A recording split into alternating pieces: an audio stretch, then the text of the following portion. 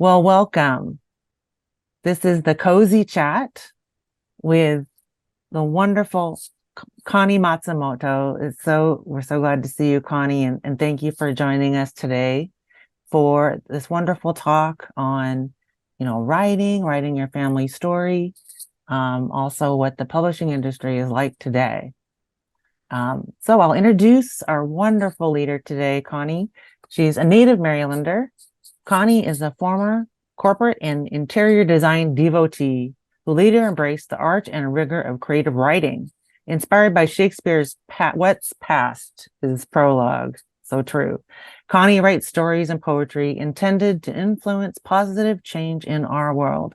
Connie earned her BA from the Notre Dame of Maryland University and Masters of Science in Business from Johns Hopkins University. She is a member of the Authors Guild, Eastern Shore Writers Association, Historical Novel Society, and Women's National Book Association, and she served on the board of directors of the Maryland Writers Association. The wonderful novel Of White Ashes is her debut novel, and we are so happy to welcome her here right now. Thank you, Connie. Take it away. Thank you for that kind introduction, Julie. Hi, everyone. Welcome. Thank you for taking part of your Sunday to join me, for being part of this wonderful Tadaima programming that Kimiko and Julie and so many other people have tirelessly put together for this terrific community of people that want to come together and learn and share. So I'm just so happy to be with you today to talk about the book that Kent and I wrote and what our path was like, and then to shut up and hear your questions and to listen about what's on your minds and answer your questions as best as I can. So just by way of introduction, this is our book. It's titled Of White Ashes. And for those of you who aren't familiar with Of White Ashes, it was published in May of this year, and it was co-authored between me and my husband, Kent. And the story was inspired by Kent's parents' stories. So I met Kent 25 years ago, and no, I married Kent 25 years ago. I met him 27 years ago. And on that first date, Kent took me to the Baltimore Museum of Art. And as it turned out, we were there to see a Dale Chihuly glass exhibit. But the precursor exhibit was a Dorothea Lange photography exhibit. And so I was standing there looking at this famous photograph of a little Japanese American girl waiting to go off to camp with a tag around her neck, holding on to her suitcase. Very famous photograph. I'm sure that many of you have seen it and are familiar with it. And Kent came up behind me and said, that was my mother's story. And I was just so stunned. And then over lunch, Kent told me that his father, also an American citizen, was a Hiroshima survivor. And I was just amazed that here's this man who I don't know, but I know he's a really fine human being because I had worked with him for a while. And to know that he came from these parents who had really suffered the worst of the Japanese American experience during World War II just blew my mind. And then fast forward, I fall in love with him. We get married. I fall in love with his parents. And I begin to learn more and more about their stories. And it became really important to me that their story be told, because I just thought it was amazing and important, really, really important. And it was interesting that the Matsumoto family didn't think it was all that important, but it was something that I kept nudging Kent about for years. And I never imagined that we would be the authors of this book. And in fact, Kent decided, about halfway into our marriage, that, yeah, I can see now that this is an important story. And he tried to encourage his parents to have a nonfiction writer who we knew write their story. And they agreed to meet this man. And we were at our home for lunch. And right before lunch, they decided, nope, we're not gonna talk to Charlie about the book. Let's have lunch. And then a few years later, we were introduced to a wonderful documentary filmmaker. We thought we would take that route. His parents were warm to the idea. And this filmmaker had actually assembled his crew. He was ready to come from California to Virginia, where Kent's parents were living, and they changed their minds. And so, not uncommon for Japanese Americans of that generation, not uncommon for anyone from that World War II generation to not want to talk about the war years. And so time went by and the book wasn't written. And as Ken's dad slipped into dementia and his mom had passed, I decided to close my business and to dive into the deep end of writing this book with Kent as my co-author. And so he was still working. My role with the book was a full-time job, and Kent's was a part-time job, but it was a very collaborative process and something that we're very proud of. So it was published as a novel in May by Loyola University in Maryland.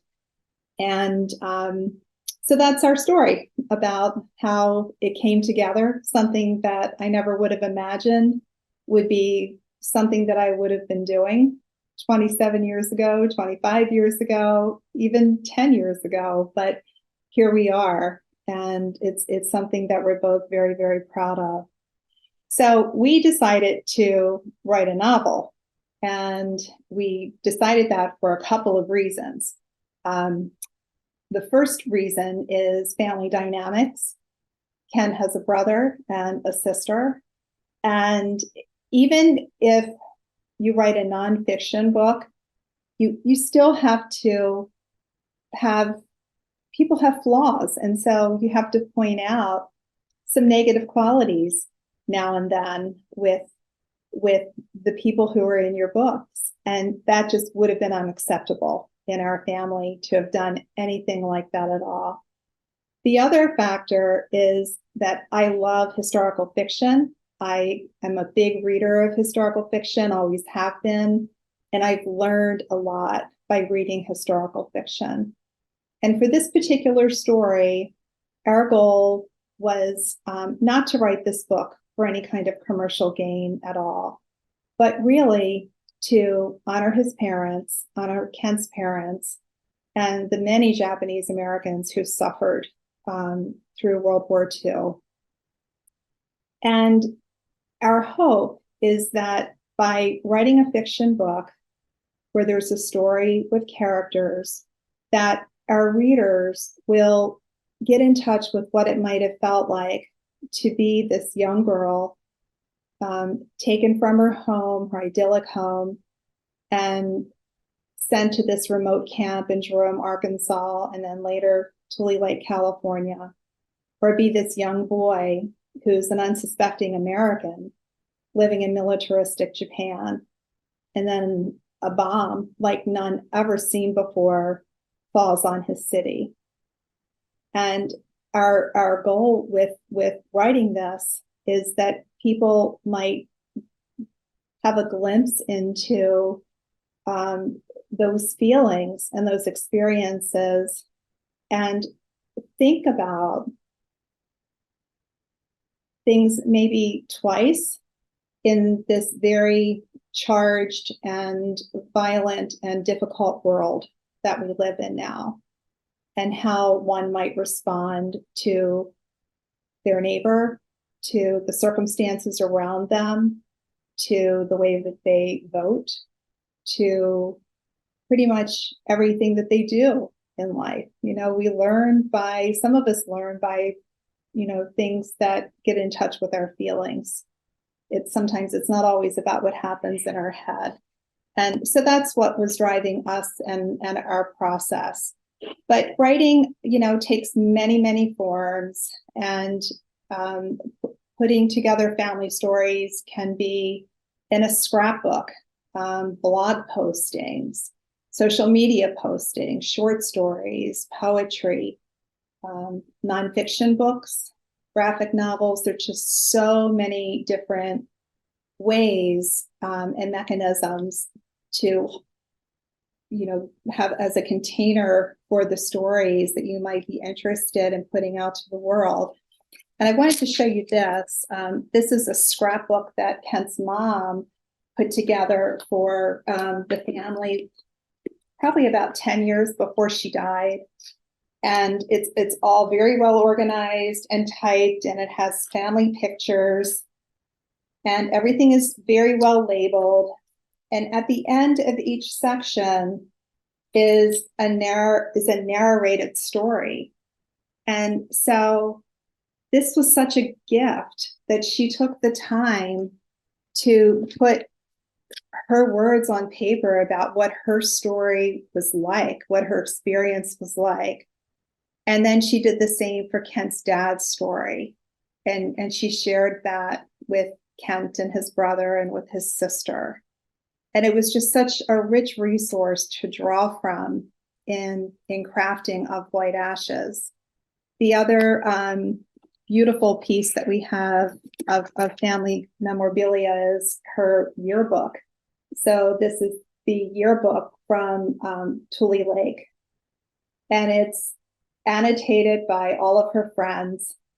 And by reading the things that her friends said, we were able to really get a glimpse into what the 16-year-old Reiko Matsumoto was really like.